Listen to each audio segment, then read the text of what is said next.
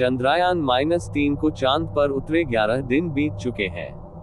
अब चांद पर सूरज ढलना शुरू हो गया है और 3 दिन बाद रात हो जाएगी। इसरो ने शनिवार को बताया कि प्रज्ञान रोवर ने अपना काम पूरा कर लिया है। इसे अब सुरक्षित रूप से पाक कर स्लीप मोड में सेट किया गया है। चांद पर धरती के 14 दिन के बराबर एक दिन होता है। इतनी ही बड़ी रात होती है। रात के दौरान चांद के साउथ पोल पर तापमान -238 डिग्री सेल्सियस तक गिर जाता है। चंद्रयान-3 के विक्रम और प्रज्ञान लैंडर में सोलर पैनल लगे हैं। इन दोनों लैंडर को इस तरह से डिजाइन किया गया है कि ये सिर्फ लूनर डे यानी दिन के समय ही काम कर सकेंगे। लूनर डे के दौरान चंद्रमा के दक्षिणी हिस्से पर लगातार सूर्य की रोशनी आती है, जो इस पूरे मिशन को अंजाम तक पहुंचाने के लिए बेहद जरूरी है। इसी वजह से वैज्ञानिकों ने 23 अगस्त को चंद्रमा पर लूनर डे शुरू होते ही वहां चंद्रयान-3 की सॉफ्ट लैंडिंग कराई है। इसरो के मुताबिक प्रज्ञान रोवर ने अपना काम पूरा कर लिया है। इसे अब सुरक्षित रूप से पाक कर स्लीप मोड में सेट किया गया है। इसमें लगे दोनों पेलोड APXS और लिब्स अब बंद हैं। इन पेलोड से डेटा लैंडर के जरिए पृथ्वी तक पहुंचा दिया गया है। चंद्रमा पर लूनर डे यानी 14 दिन खत्म होते ही यहां सूरज ढलने लगेगा। फिर चंद्रमा के इस हिस्से में पूरी तरह से अंधेरा छा जाएगा। इस दौरान चंद्रमा के दक्षिणी ध्रुव की सतह का तापमान तेजी से घटकर -238 डिग्री सेल्सियस के आसपास पहुंच जाता है।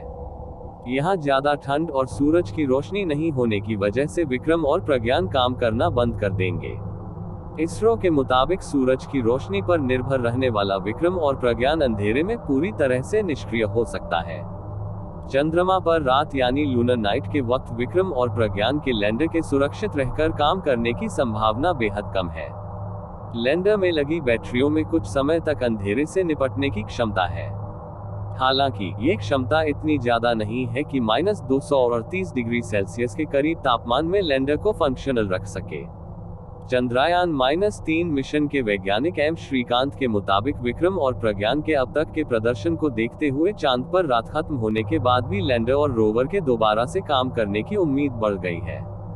इसरो के वैज्ञानिकों का कहना है कि अगर लूनर नाइट के दौरान ठंड में लैंडर के इलेक्ट्रॉनिक सिस्टम खराब नहीं होते हैं तो दिन होते ही दोबारा लैंडर को एक्टिव करने की कोशिश होगी।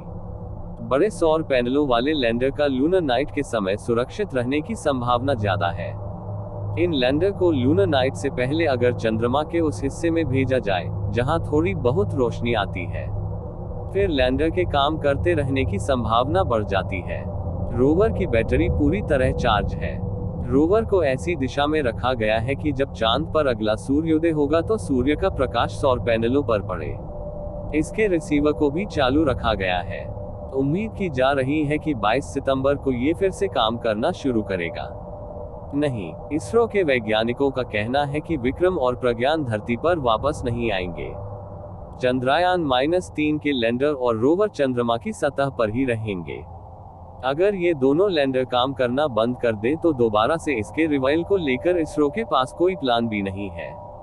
हालांकि विक्रम और प्रज्ञान के काम करना बंद करने के बाद भी उसे अंतरिक्ष का कबाड़ नहीं माना जाएगा। ऐसा इसलिए क्योंकि दोनों काम करना बंद करके भी चंद्रमा की सतह पर ही रहेंगे।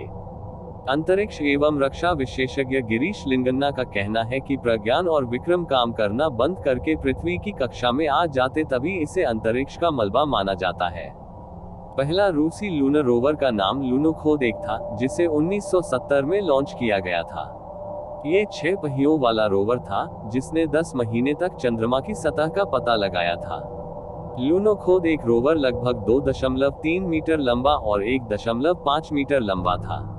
इसमें 8 स्वतंत्र रूप से संचालित पहिए, कैमरे, स्पेक्ट्रोमीटर और एक भूकंपमापी यंत्र लगा था। इस रोवर में एक लेजर रिफ्लेक्टर भी लगा था, जिसका यूज पृथ्वी पर वैज्ञानिकों द्वारा पृथ्वी और चंद्रमा के बीच की दूरी को मापने के लिए किया गया था। रूस के इस रोवर ने चंद्रमा पर लगभग 3 महीने यानी 11 चंद्र दिवस तक काम किया था।